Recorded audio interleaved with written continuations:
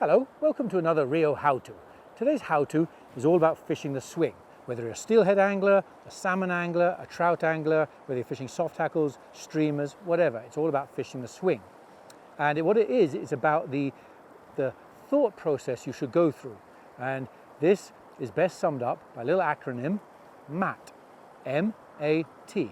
M stands for mend, A stands for angle, T stands for tension.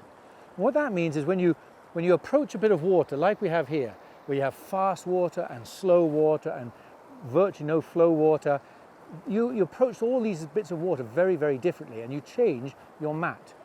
And what that means is the M is the mend. And if you don't know much about the mending, then look at earlier episodes. We've done a couple of videos on how to mend and how to make a mend and why to mend. So the mend is the M part of mat. The A is the angle. And the significance of the angle is in relationship to the current speed. And the T, that's the tension. Let me explain something. When you imagine the current, I want you to imagine it as a cube, a block, right? The current isn't just on the surface, the current is from the bottom of the water to the surface of the water. And when you got the current, there's this current underneath and there's current on top. And why that's important is that when you cast across a current, at this kind of angle, imagine my rod's a fly line, right? And all the current's pushing here. Every single inch of that current is trying to push the line round. And so at a wide angle to the current, you get a very fast sweep. And conversely, if the current's going down here and the rod's at this narrow angle, there's very little current pushing on it, and so the swing becomes slower. So a wide angle gives you a fast swing, and a narrow angle gives you a slow swing. That's what the A is. The T, the tension, that's why I want you to think of this block of current. The block of current is that, now imagine my line is sunk, okay, at this angle. So if my line is at this angle of the rod, all the current is pushing it that way. There's no current lifting it, and so the line will swing quickly and start to drop. But if the line comes around to this angle, then from the surface to bottom, all the current is pushing this rod up, or the line up like that, kind of sweeping it up like a pendulum. So the narrow angles give you the shallow sweeps, and the wider angles give you the faster swing. It's all very, very confusing, I know that. And when you see it in action, it'll be a lot more clear. The point about this is that when you fish a light fly, like a soft tackle, what I've got on here, I like soft tackles, there's no weight on a soft tackle. So what happens when you fish a soft tackle, it'll swing around like this, and then the last few degrees of the swing, the soft tackle lifts up, because the current is doing that block, that cube, and the soft tackles will skate in the surface field. Down here, they'll be sunk, and out here, they'll be in the surface. So that's a very easy visual if you want to see this in action. Just fish two soft tackles, make a cast, little mend, let them sink, and watch them sweep up here. Gives you a picture of how a fly behaves as it sweeps through. And the only reason I kind of talk about the mat is because every time you fish a different bit of water, a different current speed or a different depth, you should approach it in a different way. Don't just cast out and mend and just swing around, whether you're steelhead fishing on the Deschutes or salmon fishing in the Spey or fishing for kings on the Connect Talk or just for trout with soft tackles. All these rules apply. When you want depth and you cast across, you've got to feed it slack, get the thing to go down. When you want a slower swing, you've got to cast at a narrow angle so that you don't get so much pressure on the current. If you have two different currents, you have to do a mend, because at all stages you're trying to have as straight a path as you can of the fly. So that's a little introduction to the mat, the idea about swinging. Now let's get into a bit of water and show you the mat in different scenarios. So I come up to this fast sweeping in neck, and I want to show you a real fast bit of water, how I would approach this and how you should fish this. And again, it's the A and T we're talking about, the angle and tension. Remember, you do not want to cast across square. That gives you the most tension and the fastest swing. So a bad cast would be kind of casting that line straight across the river. The line lands, the fly has already swung 3/4 of the way through it. The fish had 1/4 of a second to see the fly. There's zero chance of getting it.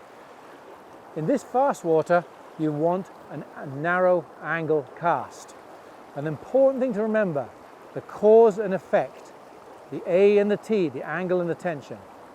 The narrow angle is good for the slow swing, but remember the cube of current? The narrow angle is also good for keeping the flies up near the surface. I don't want that, not necessarily here. So my cause of casting at a narrow angle is a shallow fly. So to get out of that, what you try and remember, when you fish at a narrow angle, you give lots of slack, you reduce the tension. And that allows your flies to sink, get a little bit of depth, and then the swing starts. And it's a much more effective swing because I've cast at the right angle and I've reduced the tension to get my flies to sink. So that's your ticket, your rule of thumb in fast water. Steelhead, salmon, trout, as I said, whatever it is, it doesn't matter. Narrow angles reduce tension. Now let's see what happens in the exact opposite. Let's go and find some real slow water and show you how you do that, the same thing in slow water. So here we've got a really good slow bit of water, an inside edge, slow. There'll be fish feeding in here, hanging on, and they're wanting to obviously grab something. So this is the exact opposite of that fast water I fished earlier. Here, you do want a square 90-degree cast. You want as much current as you can get making that fly move because you want life. You want your fly to move. You want to have action and life, and fish will grab it that way. So I cast square. But also, that cause and effect, or the if and then, if I cast square, I've got no tension on that. The effect of me casting it square is my fly is going to sink maybe a little bit too deep. So if I'm going to cast square here in slow water, I'm going to tighten the line and just very carefully just increase the tension as it swings by retrieving the line.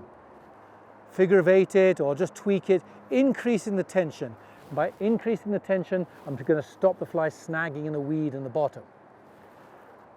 And fishing a slow water like this is far more effective than if you were to cast at that fine angle we were doing in the quick current and just letting it swing around. That line's got no speed, that fly's not moving, it's basically sitting in this narrow little area. There's no fish are going to grab that in that slow speed. There's no interest there, there's no life in there, and so it's a pretty worthless cast. So in summary, this whole mat thing that I'm talking about, the MAT, the mend the angle of tension, when you find pools of water, they have different speeds. Don't be chuck and chance it Colin, where you just fling it out there and let's let it swing around, and sometimes you catch a fish, but you do the same thing every piece of water you fish. That's a nonsensical way of fishing. Analyze your water, look at the speeds, calculate the depths, and when you've got the slow waters, make your casts much squarer, and maybe increase the tension and move the fly. And when you've got those really fast pools, make those finer angle casts and give it slack, let that fly sink, get it down there. And by doing that, by changing up how you fish and how you swing your fly through a pool, you have far better chance of catching whatever species it is you're after. And those are your nuggets for today. That is today's how-to episode. I hope you enjoyed it. Hopefully you learned something from it, picked up a couple of clues here of how to fish the water a little bit better. And if you enjoyed that, look at our website, thereoproducts.com, Rio TV, and you'll find a whole lot more of how-to episodes right there. Many thanks for watching another episode.